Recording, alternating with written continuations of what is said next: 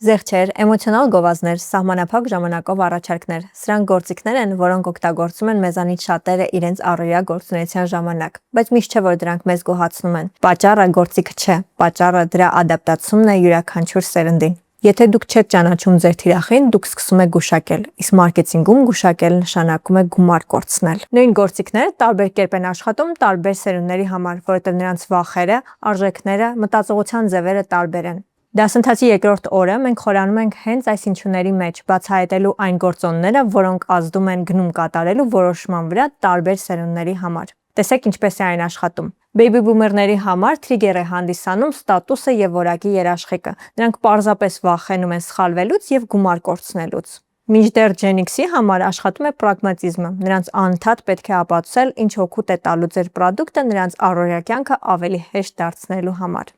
Միլենիալները գնում են էմոցիաների հաշվին։ Նրանց համար չափազանց կարևոր է այն experience-ը, այն փորձառնությունը, որոնք կունենան նրանք ձեր պրոդուկտի հետ։ Մեկը վախենում է սխալվելուց, մյուսը գումար կորցնելուց, եւ մինչեւ մենք չկարողանանք հասկանալ մեր թիրախային լսարանի մեր սերունդների մտածողության ֆորմատները, մենք չենք կարող դուրս բերել նրանց ստվերից եւ դարձնել մեր բրենդի համար իրական գնորդներ։ Յուրաքանչյուր հաճախորդին հատիկ-հատիկ ճանաչել եւ հենց իր համար մշակված անհատական մարքեթինգային ստրատեգիա գծել հնարավոր չէ, բայց հենց այստեղ մեզ գալիս է օգնության սերունդների տեսությունը։ Մոռացեք пассив լսելու եւ սլայդերը պարզապես նկարելու մասին։ Օր 2-ը եւ 3-ը ամբողջությամբ նվիրված են պրակտիկ դասընթացին եւ ձեր սովորածը հենց լսարանում կիրառելուն։ Դասընթացի գրանցումները բաց են եւ կարող եք ամրագրել ձեր տեղը կայքում։